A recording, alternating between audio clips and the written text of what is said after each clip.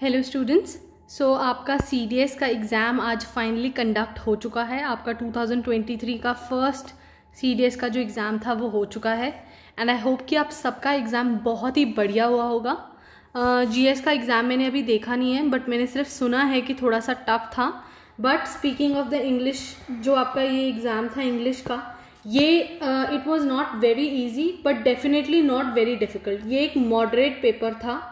अगर आपने अच्छे से प्रैक्टिस की हुई थी तो आपको कोई नहीं रोक सकता था इसमें 80+ मार्क्स लेके आने से। Very easily you could have scored 80+ marks.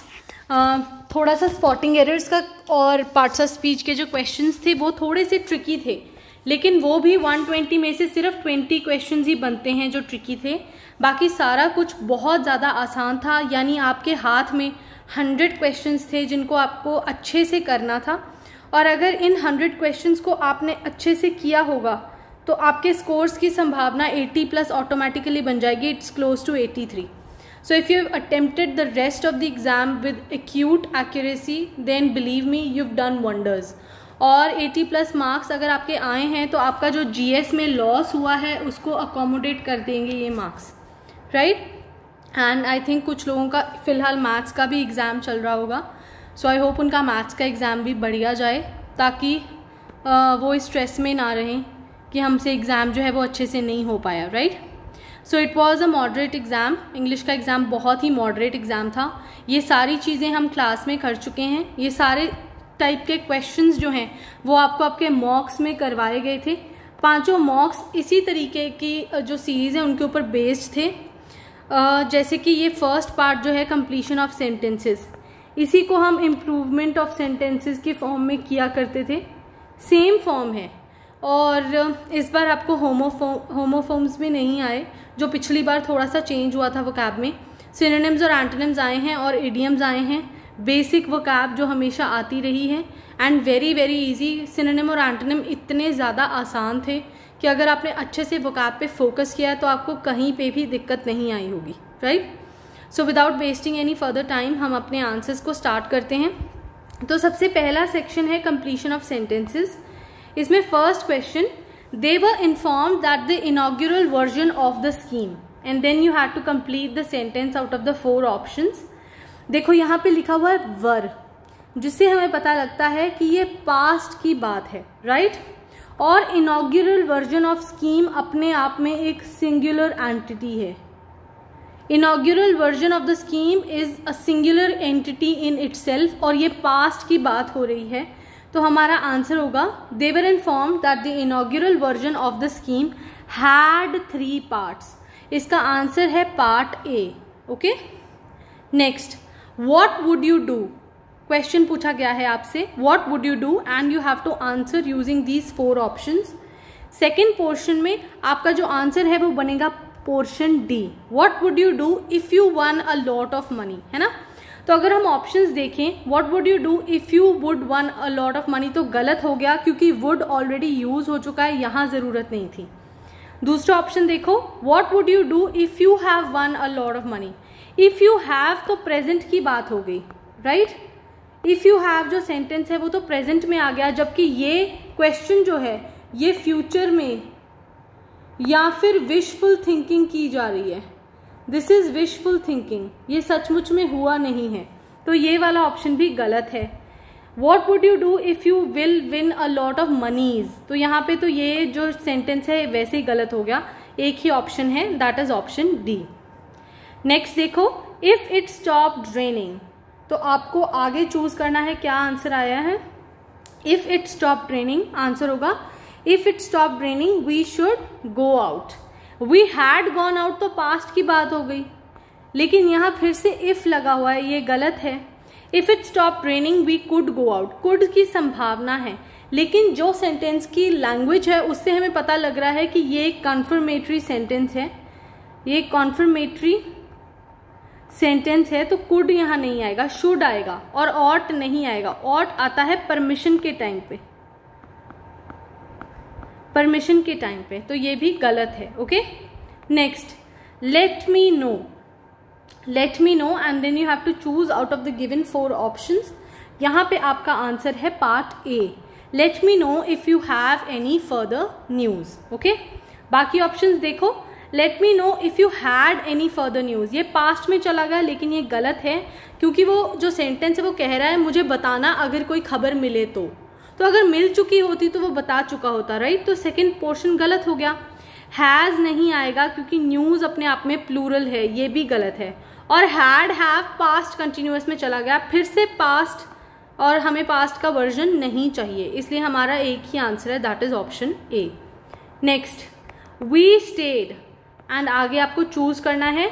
आपका जो आंसर है वो है part C, we stayed at the cheapest hotel in the town. देखो, द सुपरलेटिव डिग्री के साथ लगता है ना, we stayed at the cheap hotel in the town, गलत है। We stayed at the cheaper hotel in the town, cheaper comparison की यहाँ पे जरूरत नहीं थी, और यहाँ पे अ लग गया चीपेस्ट के आगे, तो ये गलत हो गया। आंसर है आपका option number C.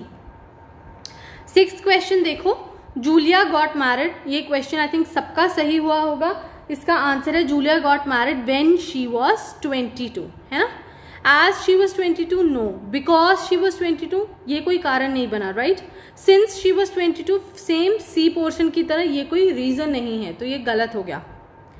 Next, what time, what time के बाद आपको कुछ ट्रेन की टाइमिंग बतानी है लंदन की, उसके हिसाब से इसका आंसर बनेगा option number D.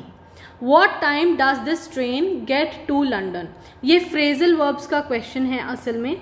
What time does this train get at London? get के साथ at लगा दिया इन्होंने, ये गलत है। get in London is wrong, get into London is also wrong, ठीक है। get to आएगा, ये एक फ्रेजल वर्ब का क्वेश्चन था। नेक्स्ट, how are you, इसका आंसर है part C, getting along your new job, यानी कि तुम्हारी नई जॉब में आप कितनी आसानी से काम कर पा रहे हो या नहीं। ये फिर से फ्रेजल वर्ब्स आ गए। गेटिंग ऑफ बिल्कुल गलत है, ये वाला ऑफ भी गलत है, and getting on is also wrong, okay, it is getting along. Next, I am trying to, the answer is cut down on coffee, यानी कॉफी को कम कर रहा हूँ या कर रही हूँ। Shut down is wrong, break down is also wrong, and turn down is also wrong. You turn down a proposal, you turn down an idea, right, not a thing. Next, many accidents, the answer is option C, are caused by careless driving. Options बाकी के बहुत ज़्यादा silly थे। Many accidents cause careless driving, ये तो उल्टा हो गया कि एक्सीडेंट्स होते हैं इसकी वजह से केयरलेस ड्राइविंग होती है, ऐसा नहीं है, राइट। तो ये गलत है।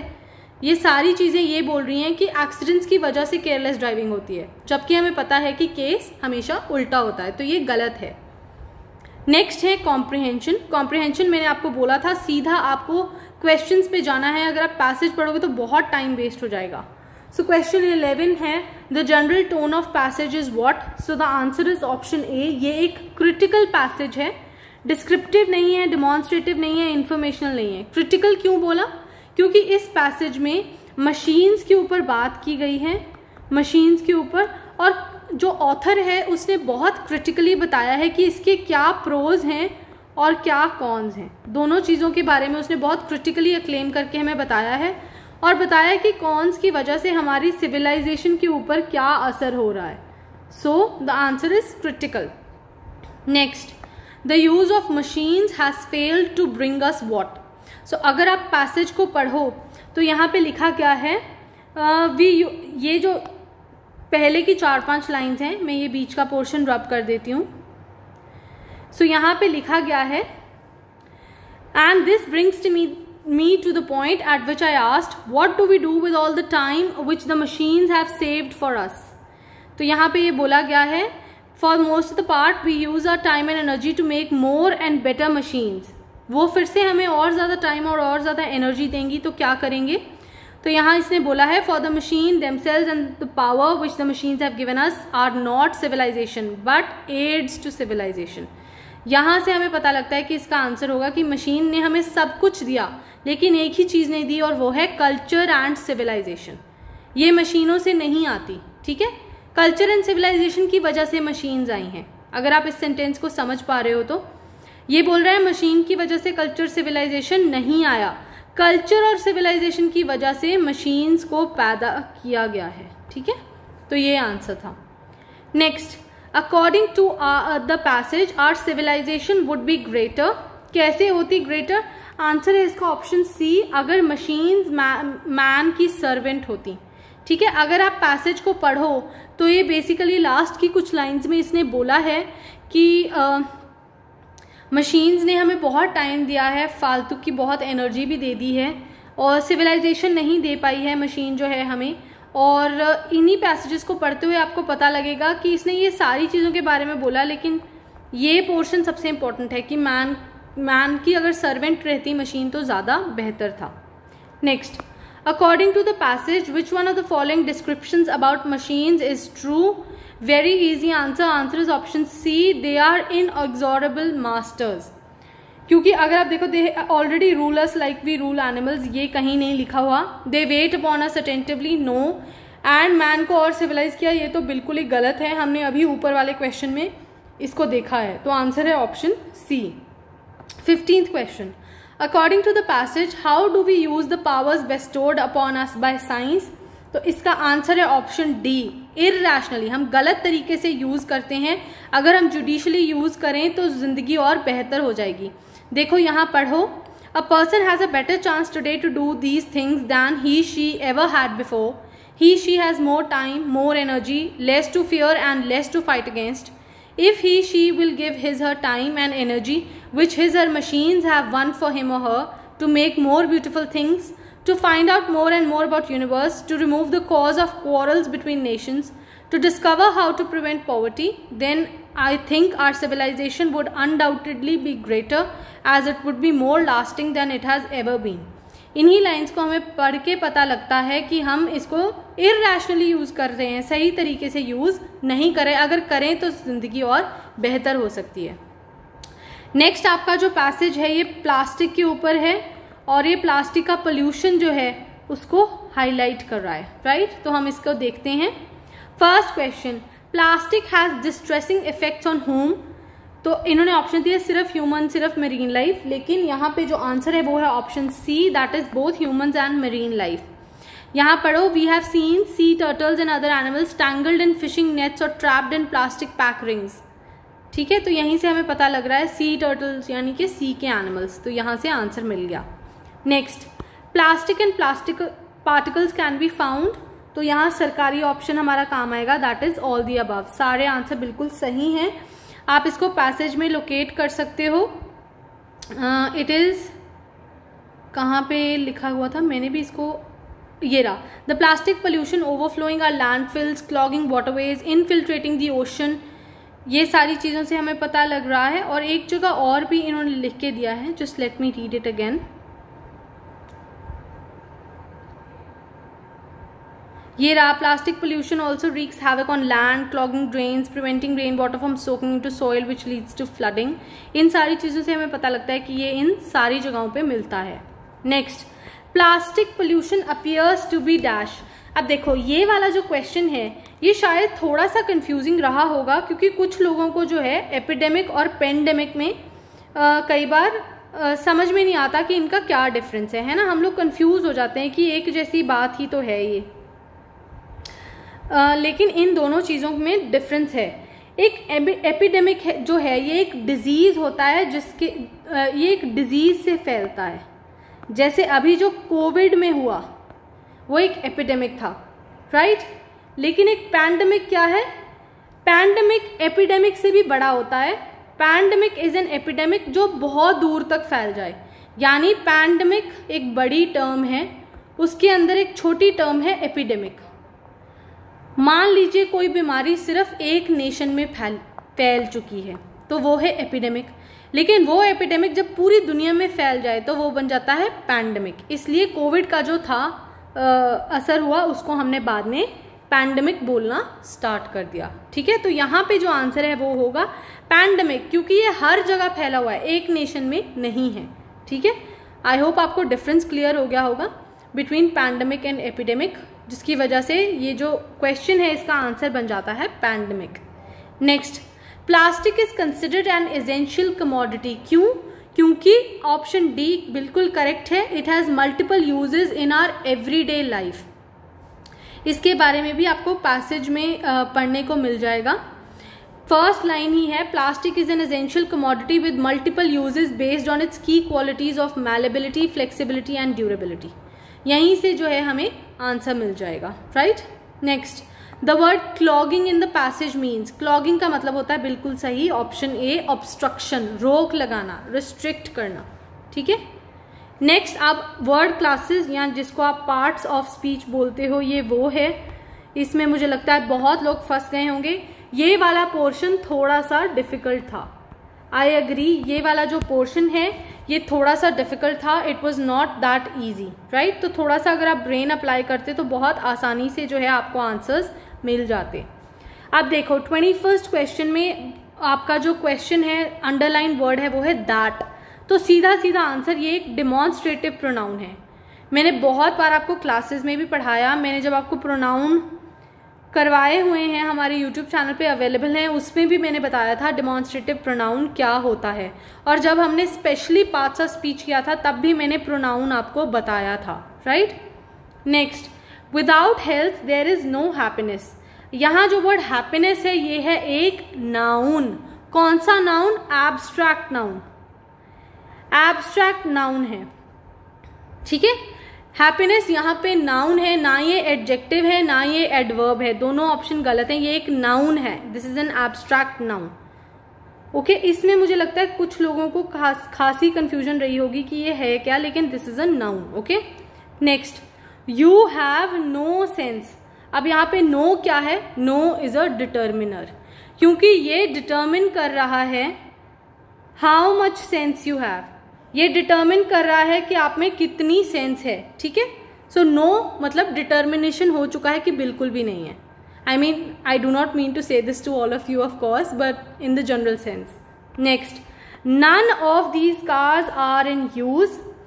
इसका आंसर क्या होगा? अब मुझे लगता है कि बहुत सारे जो बच्चे हैं उन्होंने इसका आंसर डेमोन्स्ट्रेटिव प्रोनाउन कर दिया होगा, जबकि इसका आंसर इनडेफिनेट प्रोनाउन है। क्यों? क्योंकि जो नन वर्ड है उसमें कोई डेफिनेट नंबर नहीं है, डेफिनेट नंबर नहीं है, एक है, दो हैं, चार हैं, हमें नहीं पता कितनी है। तो यहाँ पे जो नन है वो है indefinite pronoun. Next, we shall now begin to work.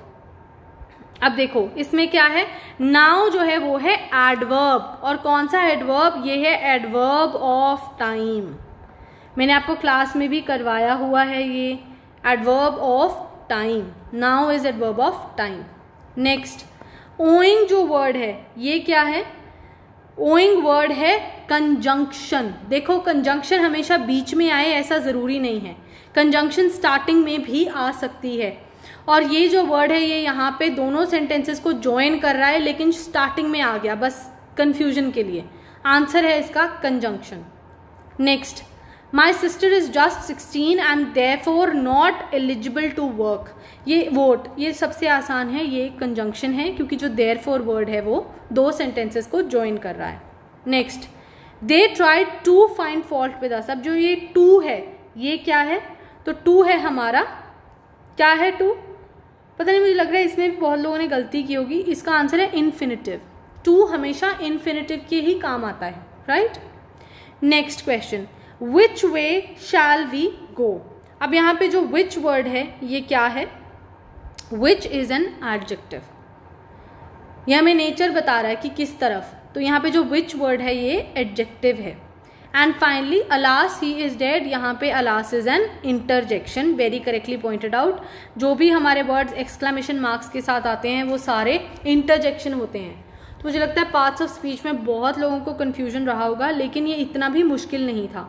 ठीक है, थोड़ा सा डिफिकल्ट था, ये ज़रूर मैं मानती हूँ। चलिए आगे चलते हैं। Fill in the blanks. इसके मैंने आपको बहुत क्वेश्चंस कराए हैं, मॉक में मैंने भर भर के फिलअप्स डाले हैं, तो ये आपका सही होना चाहिए। Okay, he was dash speaker that I had ever heard. Superlative degree आएगी तो आंसर होगा A, most eloquent. More eloquent comparative degree है, लेकिन हमें सुपरलेटिव चाहिए। Next, what was the name of the person to dash you spoke on the phone. यहाँ answer आएगा whom। Who गलत है, यहाँ पे whom आएगा। Next, have you seen Mohan dash. Answer is lately, मतलब क्या अभी कुछ दिन पहले या कुछ दिनों से तुमने मोहन को देखा है या नहीं देखा है, तो आंसर आएगा lately. Next, we live in dash an old house. The answer is C, we live in quite an old house. काफ़ी पुराना है. Next, I am playing tennis tomorrow unless it rains. A answer. It doesn't rain गलत है. Unless के साथ negative word नहीं लगते. मैंने आपको क्लास में ये जोर जोर से चिल्ला के बताया था. अगर किसी के दिमाग में ये बात रह गई तो well and good, because answer है it rains. Next, the dash of the car is unknown. The answer is making. Making मतलब मैन्युफैक्चरिंग. यहाँ पे जो वर्ड मेकिंग है उसका मतलब है manufacturing. Next, he paid his debts dash to the last penny. The answer is down. He paid his debts down to the last penny. Next, developing dash in a diverse country requires detailed planning. The answer is infrastructure. 39th question, dash provisions have been made to support agriculture. The answer is adequate, appropriate. जितने चाहिए उतने बन चुके हैं.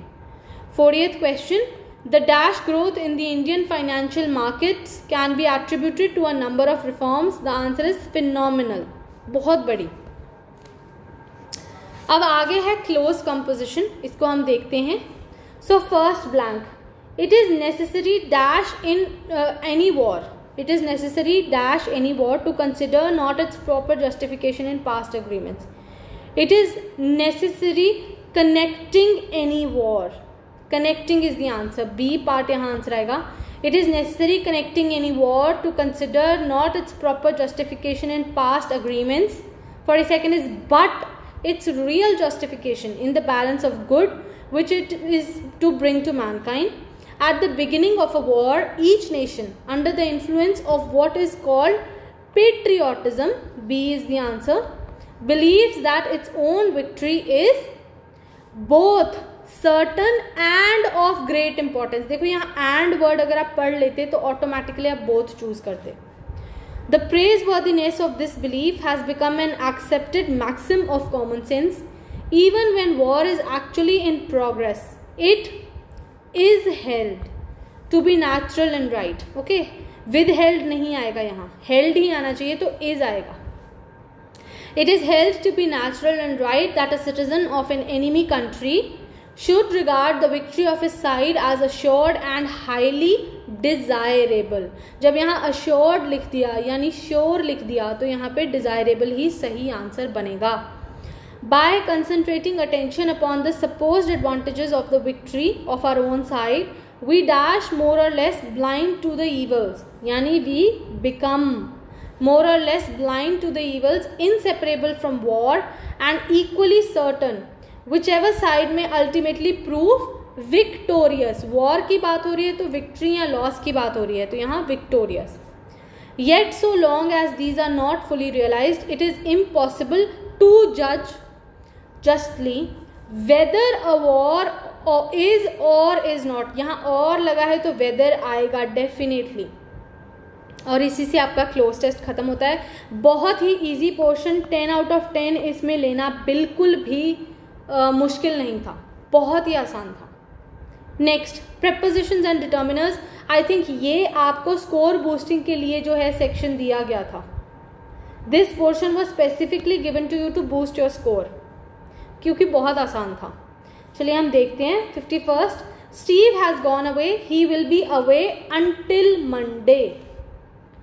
Usually हम लोग ये जो भाषा है ऑफिस के कामों में या प्रोफेशनल वर्क फॉर्म में यूज करते हैं. Answer is until. Next, I will see you on Friday morning. In Friday morning is wrong, along, at सारे गलत हैं. आंसर है ऑन. बहुत ही आसान क्वेश्चंस, सीरियसली मैं बोल रही हूँ ये सेक्शन सबसे ज्यादा स्कोरिंग था. Next, right your name at the top of the page. Basic common sense से इसके क्वेश्चन जो हैं वो सॉल्व हो रहे हैं. Next, Sohan is studying in the university. ठीक है, he is indebted to his friend. जब डेट होता है ही इज अंडर डेट और ही इज इंडेटेड टू आएगा, यहाँ इंडेट के साथ टू आता है. Next, can I be held responsible for my spouse's debt. Responsible के साथ हमेशा फॉर आएगा. Next, it was fun to hang out with the pair. बहुत ही आसान क्वेश्चंस थे. 58, can you pass dash sugar please. I think इसमें बहुत बच्चों ने गड़बड़ी की होगी, तो आपके हिसाब से यहाँ वैसे आना क्या चाहिए? अ और एन तो आएंगे नहीं, है ना, द और नो आर्टिकल में आप अटके होगे, तो क्या आना चाहिए यहाँ पे? आंसर द आएगा, क्योंकि हम पर्टिकुलर चीज की बात कर रहे हैं। Can you pass the sugar, particular sugar जो वहां पड़ी है उसी को हमने बोला पास करने के लिए, तो द आएगा। ठीक है, याद रखना है, वैसे नो आर्टिकल ही होता है, लेकिन हम पर्टिकुलर शुगर की बात कर रहे हैं तो द आएगा। Next, our train leaves from the platform number 5। अब पर्टिकुलर प्लेटफॉर्म है तो इसके साथ भी द आएगा। And lastly, dash children learn very quickly, the answer is some. बहुत ही आसान क्वेश्चन, वेरी इजी पोर्शन। अब आगे आ चुका है आपका जो है PQRS वाले क्वेश्चंस, ये भी बहुत बहुत आसान हैं। फर्स्ट क्वेश्चन देखो, फर्स्ट क्वेश्चन का आंसर है पार्ट सी, QPSR। पढ़ के देखो। With time India has become the world's largest extractor of ground water, accounting for 25% of the total available water. ठीक है, Q और P कॉम्प्लीमेंट्री पेयर्स थे, एक ही ऑप्शन है जिसमें ये अवेलेबल था और एक ही इसी से आपका आंसर निकल आता। मैंने आपको बहुत अच्छे से सिखाए थे ये कॉम्प्लीमेंट्री पेयर कैसे ढूंढना है, ये भी मैंने आपको सिखाया था। 62nd क्वेश्चन देखो, आंसर इज RSPQ। पढ़ के देखिए, ऑप्शन नंबर ए आंसर है। The extremes of climate change present existential perils all over the world. यहाँ पे R और S कॉम्प्लीमेंट्री पेयर हैं, फिर से एक ही ऑप्शन है जहां पे ये अवेलेबल है। 63rd question, the answer is PSQR, B option. पढ़ के देखिए, the company forecasts that India will be the fastest growing aviation market amongst the G20 countries. यहाँ Q और R कॉम्प्लीमेंट्री पेयर थे, तो इनके लिए हमारे पास दो ही ऑप्शन अवेलेबल थे, तीन ऑप्शन अवेलेबल थे। पहले वाले को आप एलिमिनेट कर सकते थे और फिर उसके बाद आप अगर पढ़ के देखते तो आपको आंसर बहुत जल्दी क्लियर हो जाता। 64th question, the answer for this is QSRP, that is option D. पढ़ के देखिए, शैंगडोंग्स आर ट्रेडिशनल। देखो यहाँ पे पढ़ते ही हमें क्लियर हो रहा है कि जो ये वाली लाइन है, शैंगडोंग्स आर ट्रेडिशनल, यही इंट्रोडक्टरी लाइन होनी चाहिए। तो एक ही ऑप्शन है जहां Q से स्टार्ट हो रहा है आंसर, इसलिए यही हमारा आंसर है। बाकी आगे आप पढ़ के देखिए, shangdongs are traditional trapping pits with inverted funnel shaped stone walls usually built near villages और हर्डर कैंप्स। और S और R यहाँ पे कॉम्प्लीमेंट्री पेयर्स थे, ये वाला वर्जन भी सिर्फ इसी ऑप्शन में अवेलेबल था। Next 65th, the answer is RSPQ, option A. पढ़ के देखिए, इंडिया हैज, यहाँ पढ़ते हमें पता लग रहा है कि यही इंट्रोडक्टरी लाइन होनी चाहिए, तो ये दो ऑप्शन आप एलिमिनेट कर सकते थे। India has brought back several antiquities from other Nations over the year. P और Q कॉम्प्लीमेंट्री पेयर्स थे और P और Q कॉम्प्लीमेंट्री पेयर एक ही ऑप्शन में अवेलेबल है। 66th question, the answer is option number C, SRQP। पढ़ के देखिए, the biodiversity parks are spread out over the natural landscapes of the Yamuna river and the Aravalli hill ranges. यहाँ पे Q और P कॉम्प्लीमेंट्री पेयर थे और ये एक ही जगह यहाँ पे ये अवेलेबल थे। Next 67th question, the answer is option A, PRQS। आप पढ़ के देखिए, the family found out that some of their mothers' friends were going to Poland in a car. यहाँ पे जो R और Q है ये कॉम्प्लीमेंट्री पेयर थे, दो ही ऑप्शंस थे, D और A। आंसर है ऑप्शन ए। एलिमिनेशन लगाना था, ऐसे ही फालतू में एलिमिनेशन नहीं लगाना, दिमाग लगा के लगाना है एलिमिनेशन भी। You cannot eliminate if you don't have basic knowledge. Okay, 68th का आंसर है option C, QSPR। The answer पढ़ के देखिए, from the perspective of humans living on its surface Earth may seem immense and almost limitless. ठीक है, जब मैं इसको सॉल्व कर रही थी तो पहले मैंने इसका सीक्वेंस बनाया था PRQS, लेकिन ऐसा कोई ऑप्शन नहीं था तो मैंने इसको उल्टा कर दिया। मैंने बनाया था Earth may seem immense and almost limitless from the perspective of humans living on its surface. लेकिन फिर मुझे समझ आया ये उल्टा है, QS पहले आएगा। कई बार ऐसा भी हो जाता है, लेकिन you have to put your brain into it. Next 69th question, the answer is option number D, SQPR। पढ़िए इसको। The Indian financial markets have grown substantially in terms of trading volumes, market capitalisation and turnover. P और R complementary pairs थे, एक ही option में available थे। 70th question, answer is option B, QSPR। Those who passed through that valley of darkness emerge at last into a country of unearthly beauty। अब आगे हैं idioms and phrases। ये भी काफ़ी हद तक आसान थे, 8 out of 10 आप इसमें भी स्कोर कर सकते थे। चलिए देखते हैं। Have an axe to grind, ये आप अपने मॉक में भी कर चुके हो। The answer is to have a selfish aim or motive, ये आपके मॉक टेस्ट में भी किया जा चुका है, आपकी क्लास में भी किया जा चुका है। बाइट द बुलेट, ये क्वेश्चन भी हम कर चुके हैं क्लास में। The answer is try to do more than you are able to do. Laughing stock, the answer is option number A, someone who does something very stupid and is made fun of. 74th, pay over the odds, answer is option number D, to pay more for something than it is worth, ज्यादा pay कर देना। इसके बाद है आपका 75th question, play to the gallery, जिसका मतलब क्या है? 75th का आंसर है option number D, to take big risks in business, बड़ी बड़ी चीजें करना। 76th, बी इन सूप, बहुत ही कॉमन इडियम है, the answer is to be in trouble. 77th, a turn of the screw, answer is option number D, an action which makes a bad situation worse. फिर 78th question है white elephant, answer है option B, something that has cost a lot of money but has no useful purpose, फालतू में पैसे लगा देना कहीं। Hot potato, very easy idiom, answer is someone who is very angry. Apples and oranges, also a very easy idiom, the answer is people who are different and thus incomparable, अलग अलग तरह के लोग। आगे हैं आपके S1 और S6 वाले क्वेश्चंस। ये बड़े बड़े जरूर थे लेकिन आसान बहुत थे। 81st क्वेश्चन का आंसर है ऑप्शन नंबर सी, SQPR। चलिए इसको पढ़ के देखते हैं। Like many of its tropical counterparts, India was a colony of Britain which ruled out any move to adjust the exchange rate.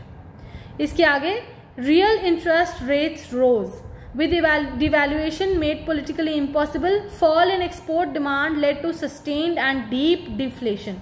इससे क्या हुआ? इंडेटेड बिजनेस फेल हो गए और उससे indebted households liquidated a variety of assets to repay loans when they could and banks were left with unrecoverable assets. Assets की बात ही यहाँ पे हुई है और एसेट्स की बात ही लास्ट लाइन में हुई है, जिससे हमें पता लग रहा है कि आर से एंड होना चाहिए था आंसर, और सी ही ऑप्शन है जहाँ पे आर से एंड हो रहा है। इस तरीके से थोड़ा सा दिमाग लगाना होता है। 82nd क्वेश्चन देखिए, आंसर है ऑप्शन नंबर सी, RSPQ। चलिए पढ़ के देखते हैं। Consider the potential effect of just a small increase in the earth's atmospheric temperature. A rise of only a few degrees could melt the polar ice caps and submerge the planet in a short time. देखो यहाँ इसने बोला है just a small increase in Earth's atmospheric temperature, तो naturally इसकी अगली बात भी टेम्परेचर पे ही, यानी rise of only a few degrees पे ही होनी चाहिए थी, यानी ये R से स्टार्ट होना चाहिए था। तो ये दो ऑप्शंस आप एलिमिनेट कर देते। अब आगे देखो, रेनफॉल पैटर्न्स वुड चेंज, उससे क्या होगा? Some deserts might anyway bloom, but lands now fertile might turn to deserts and many hot climates could become uninhabitable. ये मुझे कैसे पता लगा कि P के बाद Q आएगा? क्योंकि डेजर्ट्स की बात पहले P में हुई, फिर Q में होगी। आप इसको जोड़ के देखो, आपको इसकी सेंस समझ में आएगी। Answer is option C, RSPQ। Next question 83rd, the answer is option D, QPSR। इसको पढ़ के देखिए। In the ancient times the kings and royal families had their own banner and seal. The royal palace was maintained in great state. All the members of the royal family shared in the administration as far as possible. Then there were opportunities to influence the king in the formulation of policies. The king was in theory an autocrat. So the high officials commanded great respect because of the decent ability and character. देखो autocrat से ही मुझे समझ में आया कि high officials तभी उनकी great respect बनेगी अगर किंग ऑटोक्रेट होगा तो, इसलिए आर से एंड होना चाहिए था। तो हमारे पास दो ऑप्शंस थे, इसमें QPSR इसलिए है क्योंकि ये जो रॉयल पैलेस वाली बात है इसका इन तीनों लाइनों से कोई लेना देना नहीं है, ये तीन लाइंस इंटरकनेक्टेड हैं P, R एंड S, इसलिए आंसर है QPSR। 84th question, the answer is option B, PQSR। Then आपका 85th question, answer is RSPQ। RSPQ इसका आंसर है, C गलत है, इसको आप पढ़ के देखिए। द पोलिटिकल हिस्ट्री ऑफ, देखिए स्टार्टिंग में इन्होंने बोला है Manipur has a long and glorious history from before the beginning of the Christian era. इसके बाद पहली लाइन आर आएगी, the political history of Manipur could be traced back to 33 AD with the coronation of Nongda, Lairen, Pakhangba. इसके बाद S, after Pakhangba a number of kings ruled over the kingdom of Manipur, ठीक है। Then Manipur came under the British rule in 1891। The independence and sovereignty, ये independence की बात तभी आएगी ना जब ब्रिटिश रूल पहले आएगा, तो P पहले आएगा, क्यों नहीं, इसलिए ये गलत है option, option A is correct. 86th question, the answer is option A, RPSQ। इसको हम पढ़ के देखते हैं। In agriculture water is mainly used for irrigation. Irrigation is needed because of spatio temporal variability in rainfall in the country. R से ही start होना चाहिए था, तो ये दो ऑप्शंस आप एलिमिनेट कर सकते थे। The large tracts of the country are deficient in rainfall and are drought prone. अब यहाँ जो स्पेशियो टेम्पोरल वेरिएबिलिटी है उसकी बात P में की गई है, तो S नहीं आएगा यहाँ पहले, इस P के बाद S आएगा। North western India and Deccan plateau constitute such area. कैसे एरिया, सच एरिया से पहले बताएं तो सही कैसे एरियाज, तो RPSQ आएगा। 87th question, the answer for 87th question is option C, QPRS। 88th question, the answer is option A, PQRS। then 89th जो आपका क्वेश्चन है उसका आंसर है ऑप्शन नंबर C, PRQS। इसको पढ़ के देखो। Gregor Johann Mendel was born on July 22, 1822 in Austria. His pioneering work laid the foundation of sciences of genetics and therefore he is known as the father of genetics। यहाँ से starting होगी। फिर R, in 1843 Mendel began studying even while being a monk at St. Thomas Monastery in Brno।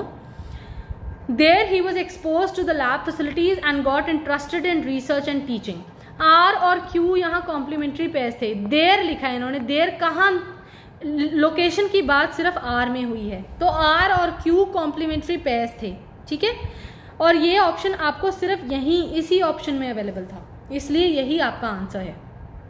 And finally 90th question, the answer is option number C, RPQS। ये easy था 90th question. Okay, moving next to your vocabulary part. Antonyms बताने हैं।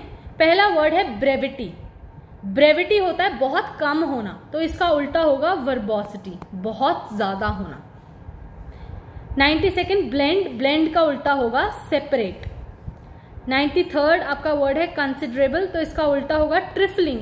Considerable होता है काफी, trifling होता है बहुत कम, तो यही इसका उल्टा बनेगा।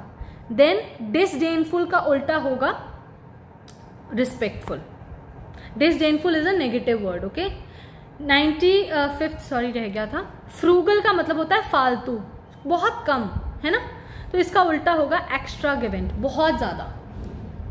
देन आपका 96th क्वेश्चन, इटिनेरेंट होता है somebody who moves from one place to other, nomadic जिसको हम बोलते हैं, तो इसका उल्टा होगा सेटल्ड, जो एक जगह टिक जाए। देन परपेचुएट का मतलब होता है थोड़ा थोड़ा करके कंटिन्यू रखना, इसका उल्टा होगा सीज, रोक देना। देन रिडाउटेबल का मतलब होता है somebody who is very respected, तो इसका उल्टा होगा unimpressive. And 100th question, fusion होता है मिलाना, तो इसका उल्टा होगा सेपरेशन। काफी आसान एंटोनिम्स थे।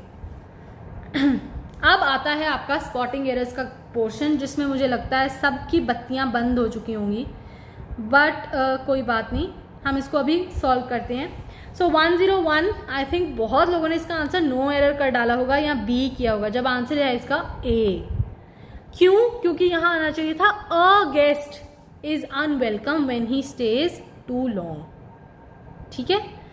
102 देखो, 102 तो मैंने आपको क्लास में कराया हुआ है।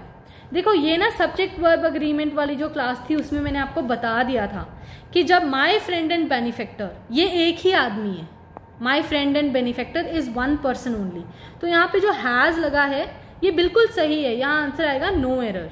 माई फ्रेंड एंड बेनिफैक्टर, अगर दो लोग होते ना तो my friend and my benefactor लिखता, फिर दो अलग लोग बनते, लेकिन माई फ्रेंड एंड बेनिफैक्टर एक ही आदमी है, तो यहाँ पे जो हैज है ये बिल्कुल करेक्ट है, इसमें कोई भी गलती नहीं है। नेक्स्ट देखो, आइदर ही और आई एम मिस्टेकन, फिर से इसका आंसर रहेगा नो एरर, इसमें कोई भी एरर नहीं है। आई के बाद एम ही आएगा, बिल्कुल सही यूज है ये। 104 देखिए, ईच ऑफ दीज सब्सटेंसेस, अब देखो ये each, every, none, neither nor, ये सब मैंने आपको क्लास में करवाया हुआ है, यहाँ आर नहीं यहाँ इज आएगा, तो सी ऑप्शन में एरर है। नेक्स्ट देखिए 105, who do you wish to see, यहाँ ए पार्ट में एरर है, हु नहीं यहाँ हुम आएगा। 106 जो अब आपका क्वेश्चन है इसमें आपका आंसर आएगा part B, it is one of the best speeches ever made, that has नहीं आएगा, it is one of the best speeches ever been made in the parliament. ठीक है, यहाँ पे दैट की साथ में जरूरत नहीं थी। नेक्स्ट 107 जो आपका क्वेश्चन है, the answer is option number B, I played with the same bat, फिर से पर्टिकुलरली बताया गया है दैट यू यूज्ड, तो यहाँ द आएगा। 108 देखिए, what is the answer for 108, his written statement, answer is option number B, his written statement differs in several important respects from his oral statement, so ये होगा his written statement differs to several important respects from his oral statement, differs to, in नहीं आएगा। 109 देखिए, I have ordered for 3 cups of coffee, the answer is option A, यहाँ पे for की requirement नहीं थी। 110 the answer is one must not boast of one's own success, ये बिल्कुल सही सेंटेंस है, इसमें कोई भी एरर नहीं है। मैं जानती हूँ स्पॉटिंग एरर्स एक ऐसा पोर्शन है जिसने आपके काफी हद तक मार्क्स कटवा दिए होंगे, इसलिए don't worry about that, the answer is no error. Synonyms देखो, there are plenty of graduates, anxious जो वर्ड है उसका आंसर होगा ईगर, बिल्कुल सही, बी पार्ट ईगर इसका आंसर होगा। 112 सर्कमस्टाइज, सर्कमस्क्राइब्ड, जिसका मतलब होता है रिस्ट्रेन करना, रोकना, तो इसका आंसर होगा कंस्ट्रेन्ड। देन 113 ईव्सड्रॉपिंग, जिसका मतलब है लिसनिंग सीक्रेटली, छुप छुप के बातें सुनना। एग्जॉर्टेड का आंसर होगा अर्ज्ड। देन हॉस्पिटेबल का मतलब होता है कॉर्डियल, फ्रेंडली। फिर इनकॉन्ग्रुअस, इनकॉन्ग्रुअस का आंसर जो होगा वो होगा इनएप्रोप्रिएट, जो सही ना हो। ठीक है। मर्क्यूरियल टेम्परेचर, मर्क्यूलर इज वोलेटाइल, एकदम से हाई एकदम से लो। ऑब्लिगेटरी का आंसर होगा एसेंशियल। प्री डिस्पोजिशन का आंसर रहेगा वल्नरेबिलिटी। एंड फाइनली 120th सार्डोनिक, सार्डोनिक का मतलब होता है मॉकिंग, मॉक करना, किसी का मजाक उड़ाना। With this I complete your answer key and I want to tell you all that हम लोग एक बहुत ही अफोर्डेबल और बहुत ही बढ़िया कोर्स जो है CDS, SSB और AFCAT का स्टार्ट करने वाले हैं। 22 अप्रैल को लॉन्च हो रहा है, आप इसके बारे में ज़्यादा वहाँ पे पता कर सकते हैं। और क्लासेस जो हैं 1 मई से स्टार्ट होने वाली हैं। सो अभी का जो पेपर था वो हो गया है, आगे के लिए आपको बढ़िया से बढ़िया नॉलेज मिलेगी इस कोर्स के अंदर। देखो अगर आप आज का पेपर देखो तो उसमें बहुत सारी चीज़ें ऐसी थी जिनके रूल्स मैं आपको बहुत डिटेल में समझा चुकी थी ऑलरेडी, तो उसमें आपकी गलती होनी नहीं चाहिए थी क्योंकि आपको वो क्लासेस में बताए जा चुके थे, राइट। तो ऐसे ही और बढ़िया क्लासेस हम आपके लिए लेके आएंगे। स्टे ट्यून्ड, 22 अप्रैल को आपको इसके बारे में अच्छे से डिटेल में बताया जाएगा। You can watch the launch of the course and all the best for future. जिनका पेपर अच्छा हुआ है वेरी वेल डन, जिनका नहीं हुआ don't worry about it, you still have a chance. तो अब जो ये नया कोर्स स्टार्ट होने वाला है आप इसको फॉलो करो और आपको बहुत बढ़िया रिजल्ट्स मिलेंगे। And I hope that you all had a pleasant experience giving the exam, right. Exam में बैठना भी एक डर को दूर करना होता है, तो डोंट वरी अबाउट एनीथिंग। जो होना था वो हो गया है, अब ज़्यादा इसके बारे में सोचना नहीं है, आगे बढ़ना है, आगे की चीज़ों के बारे में सोचना है, राइट।